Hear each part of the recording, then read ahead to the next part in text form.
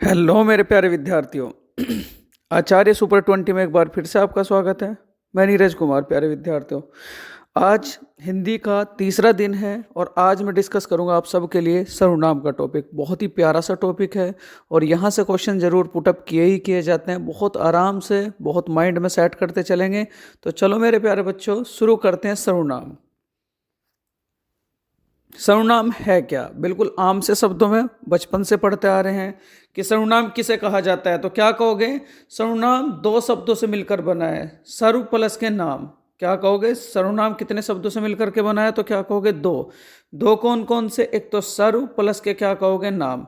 मतलब साधारण शब्दों में अगर मैं कहूं, जो शब्द संज्ञा के स्थान पर प्रयोग किए जाते हैं उन्हें सर्वनाम कहा जाता है। जो शब्द संज्ञा के स्थान पर प्रयोग किए जाते हैं उन्हें सर्वनाम कहा जाता है। ये बात तो बिल्कुल माइंड में सेट होगी। अगर आपसे कहे कि सर्वनाम किसे कहोगे तो क्या कहोगे? जो शब्द संज्ञा के स्थान पर प्रयोग किए जाते हैं उन्हें सर्वनाम कहा जाता है। बहुत बढ़िया। देखो, अगली अगर मैं बात करूं, यहां अगर एग्जाम्पल की बात करूं, कैसे कैसे हम समझेंगे कि संज्ञा क्या है और उसके स्थान पर सर्वनाम हम लोग किस तरीके से प्रयोग करेंगे। जैसे कि एक एग्जाम्पल लिया मैंने। राहुल ने कहा कि राहुल कल विद्यालय नहीं आएगा क्योंकि राहुल को कल जयपुर जाना है। राहुल राहुल के मामा जी के घर जा रहा है क्योंकि राहुल को राहुल की नानी जी से मिलना है। राहुल की नानी जी बीमार है। देखो, यहाँ जो है बच्चों, राहुल का कई बार जिक्र हुआ है। अब अगर राहुल का हम बार बार जिक्र ना करके कोई एक शब्द ऐसा प्रयोग करें जो राहुल की खाली स्थान को भर दे, तो वही मैं नीचे इसका डिस्क्राइब दिया है। राहुल ने कहा है कि कल वह विद्यालय नहीं आएगा क्योंकि उसे कल जयपुर जाना है। वह अपने मामा जी के घर जा रहा है क्योंकि उसे अपनी नानी जी से मिलना है। उसकी नानी जी बीमार है। देखो, यहाँ जो आपका सर्वनाम यूज हुआ, उसे, उसकी, ये सारे के सारे क्या हैं बच्चों? सर्वनाम के शब्द हैं। तो राहुल का यहाँ बार बार जिक्र नहीं हुआ, जैसे कि यहाँ ऊपर दे रखा है। नीचे हमने सर्वनाम का प्रयोग करके राहुल का जो बार बार रिपीटिशन हो रहा है उसे हम लोगों ने कम किया है। तो ये भी आपकी समझ में आ गया होगा। इतनी तो उम्मीद मुझे है। देखो बच्चों, ये क्वेश्चन कभी भी पूछ लिया जाता है कि मूल सर्वनाम कितने होते हैं। तो अगर आपसे कहा जाए हिंदी भाषा में जो हमारे मूल सर्वनाम है वो आपके 11 हैं। वो 11 कौन कौन से हैं? मैं, वह, क्या, तू, जो, कोई, आप, सो, कुछ, यह, कौन। ये टोटल कितने प्रकार के सर्वनाम है? तो क्या कहेंगे? 11 प्रकार के सर्वनाम। ये डायरेक्ट क्वेश्चन पूछा जाएगा कि हिंदी भाषा में मूल, अगर वर्ड आ जाता है मूल, तो मूल सर्वनाम कितने हैं? तो क्या कहोगे? 11। और अगर वैसे आ जाए कि सर्वनाम कितने हैं तो क्या कहोगे? 6। मूल सर्वनाम कितने? 11। और 11 के 11 में चित्रों से आपको समझाया है बच्चों।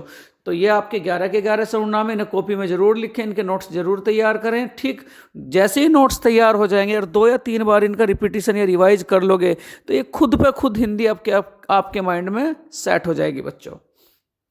देखो, सर्वनाम के कितने भेद हैं? वो मूल सर्वनाम था। मूल सर्वनाम कितने हैं तो क्या कहोगे? 11। और सर्वनाम के भेद कितने हैं तो क्या कहेंगे? 6। वो 6 हैं कौन कौन से? सबसे पहले पुरुषवाचक सर्वनाम, निश्चयवाचक सर्वनाम, अनिश्चयवाचक सर्वनाम, संबंधवाचक सर्वनाम, प्रश्नवाचक सर्वनाम, और छठा क्या कहेंगे? निजवाचक सर्वनाम। देखो बच्चों, ये तो 6 प्रकार के सर्वनाम के भेद हैं। आगे इनका बिल्कुल डिटेल में हम लोग पढ़ाई करेंगे, जैसे कि पुरुषवाचक सर्वनाम में क्या क्या है, निश्चयवाचक सर्वनाम में क्या क्या है, अनिश्चयवाचक सर्वनाम किसे कहते हैं, संबंधवाचक सर्वनाम किसे कहते हैं, प्रश्नवाचक सर्वनाम किसे कहते हैं, और उसके बाद निजवाचक सर्वनाम किसे कहते हैं। चलो बच्चों, एक एक करके इनकी डिटेल पढ़ते हैं। देखो बच्चों, संज्ञा के समान ही सर्वनाम के भी 2 भेद होते हैं या 2 वचन होते हैं। एक तो एक वचन और एक क्या कहोगे? बहुवचन। अगर आपसे ये कहा जाए कि सर्वनाम में कितने प्रकार के वचन होते हैं तो क्या कहोगे? 2 प्रकार के। देखो, अभी संख्याओं से 3 क्वेश्चंस बन चुके बच्चों। मूल सर्वनाम की संख्या कितनी है तो क्या कहोगे? 11। सर्वनाम के भेद कितने हैं तो क्या कहोगे? 6। और अगर आपसे कहा जाए कि सर्वनाम में वचन कितने हैं तो ये भी क्या कहोगे आप लोग? 2। 2 वचन कौन कौन से? एक तो कहेंगे एक वचन और एक क्या कहेंगे? बहुवचन। एक वचन का मतलब जैसे मैं, तू, यह और वह, ये सारे के सारे किसके अंतर्गत आएंगे? एक वचन के अंतर्गत। और बहुवचन के बारे में अगर मैं बात करूं, मतलब जहां एक से ज्यादा व्यक्तियों की बात हो उसे तो बहुवचन कहेंगे, और जहां केवल एक ही व्यक्ति की बात हो उसे आप एक वचन कहोगे। तो बहुवचन में क्या क्या आएगा? हम, तुम, ये और वे, ये सारे के सारे। देखो हम का मतलब अकेला कैंडिडेट तो है नहीं, एक से अधिक कैंडिडेट था, तो इसे क्या कहोगे आप? बहुवचन। अगर उसने कहा तुम, तो तुम का मतलब अगर तू आता तो इसे क्या कहोगे आप? एक वचन। और यहां क्या आया है? तुम, तो तुम आपका एक वचन नहीं है, तो इसे क्या कहोगे? बहुवचन। ये भी आपका बहुवचन है, वे भी आपका बहुवचन है। तो आप ये बताओ मुझे जरा, सर्वनाम में कितने प्रकार के बहुवचन है? तो क्या कहोगे? दो प्रकार के बहुवचन, एक तो एक वचन और एक क्या कहोगे? बहुवचन। अगर एक व्यक्ति के बारे में बात करें तो एक वचन, दो व्यक्तियों के बारे में मतलब एक से ज्यादा व्यक्तियों के बारे में बात करेंगे तो क्या कहेंगे? बहुवचन। बहुत बढ़िया बच्चों। देखो, उसके बाद सर्वनाम का पहला प्रकार डिस्कशन करेंगे, पुरुषवाचक सर्वनाम। पुरुषवाचक सर्वनाम हम कहते किसे हैं? तो पहले परिभाषा पढ़ते हैं। जिन शब्दों से व्यक्ति का बोध होता है, जिन शब्दों से व्यक्ति का बोध होता है उसे पुरुषवाचक सर्वनाम कहा जाता है। देखें, पुरुषवाचक सर्वनाम पुरुषों, मतलब पुरुषों का मतलब क्या? स्त्री और पुरुष के नाम के बदले आते हैं। मतलब अगर किसी का नाम स्त्री का है तो उसके नाम के बदले भी आप इन्हें यूज कर सकते हैं, अगर पुरुष का नाम है तो उसके नाम के बदले भी आप इसे यूज करते हैं। जैसे कि एग्जाम्पल, अगर मैं दूसरे शब्दों में कहूं, बोलने वाला, सुनने वाला तथा जिसके बारे में बात होती है उसके लिए प्रयोग किए जाने वाले सर्वनाम पुरुषवाचक सर्वनाम कहलाते हैं। जैसे कि मैं, हम, इन्हें क्या कहेंगे बच्चों? वक्ता, मतलब जो बोल रहा है। तुम और आप, तुम और आप, इन्हें क्या कहेंगे? सुनने वाला। और यह और वह, तो ये क्या कहेंगे बच्चों? मतलब कि किसी और के बारे में बात चल रही है। अगर एक बार मैं रिपीट कर रहा हूं बच्चों, अगर आ जाए मैं और हम, तो इसका मतलब क्या हुआ कि ये कैंडिडेट जो है मैं और हम वाला, ये बोलने वाला है। उसके बाद अगर आ जाए तुम और आप, तो इसका मतलब क्या हुआ? ये व्यक्ति सुनने वाला है। अगर आ जाए यह, वह, ये और वे, तो इसका मतलब क्या होगा? ना तो ये बोलने वाला, ना ये सुनने वाला। ये जो अदर कैंडिडेट भीड़ में खड़े रहते हैं, ये वे कैंडिडेट हैं बच्चों। तो इतनी बातें भी आपकी समझ में आ गई होगी। चलो, बहुत बढ़िया। देखो, पुरुषवाचक सर्वनाम के भी तीन भेद हैं। तीन भेद कौन कौन से? एक तो उत्तम पुरुषवाचक सर्वनाम, दूसरा क्या होगा? मध्यम पुरुषवाचक सर्वनाम, तीसरा क्या होगा? अन्य पुरुषवाचक सर्वनाम। ठीक, अब इनके बारे में डिटेल डिस्कशन करते हैं। देखो बच्चों, अगर मैं संख्याओं के बारे में बात करूं, मूल सर्वनाम की संख्या कितनी है? तो क्या कहोगे? 11। सर्वनाम के भेद कितने हैं? तो क्या कहेंगे? 6। सर्वनाम में वचन कितने हैं? तो क्या कहोगे? 2। और अगर आपसे कहा जाए पुरुषवाचक सर्वनाम की संख्या कितनी है, तो क्या कहेंगे बच्चों? 3। ठीक, बहुत बढ़िया बच्चों। चलो, अब एक एक करके इनके बारे में हम पढ़ेंगे। उत्तम पुरुषवाचक सर्वनाम किसे कहा जाता है? जिन सर्वनाम का प्रयोग बोलने वाला अथवा वक्ता अपने लिए करता है उन्हें उत्तम पुरुषवाचक सर्वनाम कहते हैं। और इसके अंतर्गत क्या क्या शब्द आते हैं बच्चों? मेरा, मैं, हम, हमारा, मुझे, मुझको, हमारी, मैंने इत्यादि शब्द किसका रूपांतरण करते हैं बच्चों? उत्तम पुरुषवाचक सर्वनाम का। ये सारे के सारे क्या हैं बच्चों? उत्तम पुरुषवाचक सर्वनाम के उदाहरण हैं। मतलब जिसमें कैंडिडेट या जिसमें व्यक्ति केवल अपने बारे में बात करेगा, और ये सारे के सारे जो शब्द हैं बच्चों, ये उसी कैंडिडेट के लिए दर्शाए जा रहे हैं जो केवल अपने बारे में बात करता है। तो ऐसी स्थिति को क्या कहा जाता है? उत्तम पुरुषवाचक सर्वनाम। चलो, मध्यम पुरुषवाचक सर्वनाम किसे कहेंगे बच्चों? देखो, यहां डिटेल से डिस्कशन करते हैं। जिन सर्वनाम का प्रयोग सुनने वाले अर्थात श्रोता के लिए किया जाता है उन्हें मध्यम पुरुषवाचक सर्वनाम कहते हैं। और मैं बताया था सुनने वाला कौन होता है बच्चों? उसके उदाहरण क्या क्या? तुम होगे, मतलब जो दूसरा कैंडिडेट हो, यूं तो कहेंगे तू, तुम, तुम्हें, आप, तुम्हारे, तुमने, आपने इत्यादि शब्द क्या कहलाएंगे? मध्यम पुरुषवाचक सर्वनाम। जैसे कि उदाहरण के तौर पर अगर मैं समझाऊं, तू इतनी देर कहाँ था, तू इतनी देर तक कहाँ था। तू का मतलब क्या? दूसरे के बारे में बात चल रही। तो जब दूसरे के बारे में बात चलेंगे तो उसे किस प्रकार का सर्वनाम कहेंगे? तो क्या कहोगे? मध्यम पुरुषवाचक सर्वनाम। बहुत बढ़िया बच्चों। चलो, उसके बाद है अन्य पुरुषवाचक सर्वनाम। अन्य पुरुषवाचक सर्वनाम का मतलब जिन सर्वनाम शब्दों का प्रयोग किसी अन्य व्यक्ति के लिए किया जाता है उन्हें अन्य पुरुषवाचक सर्वनाम कहते हैं। जैसे कि ये हो गए, वे हो गए, हम कहते हैं ना ये जा रहे, तो ये का मतलब ना तो ये मैं हूं ना ये तुम हो, मतलब ये इन दोनों से अन्य है बच्चों।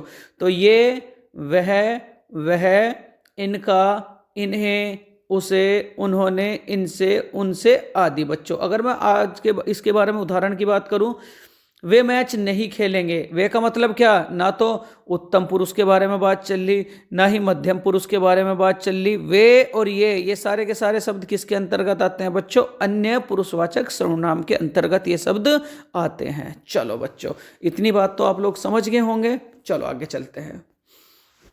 देखो बच्चों, ये दूसरा टाइप है निश्चयवाचक सर्वनाम। हम निश्चयवाचक सर्वनाम किसे कहेंगे, सर्वनाम के जिस रूप में हमें किसी बात या वस्तु का निश्चित रूप से ज्ञान होता है। सर्वनाम के जिस रूप में हमें किसी बात या वस्तु का निश्चित रूप से ज्ञान होता है उसे निश्चयवाचक सर्वनाम कहते हैं। जैसे यह मेरा गांव है, बिल्कुल निश्चयता पूर्वक बात की जा रही है बच्चों, मतलब जिसमें अपनी बात की जाए। ठीक, यह मेरा गांव है, यह मेरी पुस्तक है, यह पुस्तक राधा की है, मतलब जिसमें निश्चितता दर्शाई जाए उसे क्या कहेंगे बच्चों, निश्चयवाचक सर्वनाम। अब उसके बाद बच्चों देखो, निश्चयवाचक सर्वनाम के भी दो भेद हैं, एक तो निकटवर्ती निश्चयवाचक सर्वनाम और दूसरा क्या कहेंगे, दूरवर्ती निश्चयवाचक सर्वनाम। मतलब क्या, अगर कोई व्यक्ति निकट है तो उसके लिए निकट निश्चयवाचक सर्वनाम का प्रयोग करेंगे, और अगर कोई वस्तु या कोई व्यक्ति दूर है तो उसके लिए दूरवर्ती निश्चयवाचक सर्वनाम का प्रयोग करेंगे। चलो बच्चों, इतनी बात भी समझ में आ गई होगी। मतलब जहां निश्चितता का बोध हो वहां कौन सा सर्वनाम प्रयोग किया जाएगा, निश्चयवाचक सर्वनाम का प्रयोग किया जाएगा। तीसरा नंबर का क्या है बच्चों, अनिश्चयवाचक सर्वनाम। मतलब जहां निश्चयता का बोध ना हो, जैसे कि जिन शब्दों से किसी व्यक्ति, वस्तु आदि का निश्चित रूप से बोध न हो वहां पर अनिश्चयवाचक सर्वनाम प्रयोग किया जाता है, या उस प्रकार के सर्वनाम को अनिश्चयवाचक सर्वनाम कहते हैं। उदाहरण, मोहन आज कोई तुमसे मिलने आया है। देखो, तुमसे मिलने आया है, अब हमें ये नहीं पता चल पा रहा वो कैंडिडेट कौन है जो इस मोहन से मिलने आया है।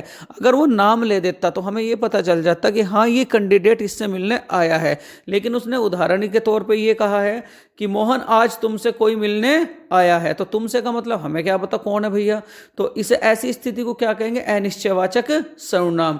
जैसे कि भोजन में कुछ गिर गया है, तो कुछ वर्ड आते हैं बच्चों, तो तुरंत क्या बात आ गई कि यहां जो है हमें बिल्कुल भी क्लियर नहीं हो पा रहा कि ये गिर कौन रहा है या इससे मिलने कौन आया है। तो ऐसी प्रकार की स्थिति को हम क्या कहेंगे, अनिश्चयवाचक सर्वनाम। चलो बच्चों, बहुत बढ़िया।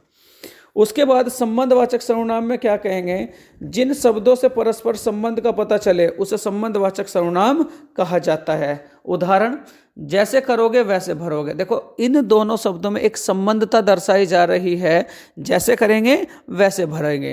तो ऐसी स्थिति को भी क्या कहेंगे बच्चों, संबंधवाचक सर्वनाम। उसके बाद जिसकी लाठी उसी की भैंस, मतलब अगर एक ही शब्द में दो वाक्य आ रहे हैं तो ऐसे सर्वनाम को क्या कहेंगे मेरे प्यारे विद्यार्थियों, संबंधवाचक सर्वनाम। ये भी बात आपकी समझ में आ गई होगी। चलो बच्चों, बहुत बढ़िया। नंबर 5 क्या कहता है, पर्सनवाचक सर्वनाम। मतलब जिसमें पर्सन का बोध हो। पर्सन करने के लिए जिन सर्वनामों का प्रयोग होता है उन्हें पर्सनवाचक सर्वनाम कहा जाता है। जैसे क्या, कौन, किसने, कैसे, किसका, किसको, किस लिए, कहाँ आदि।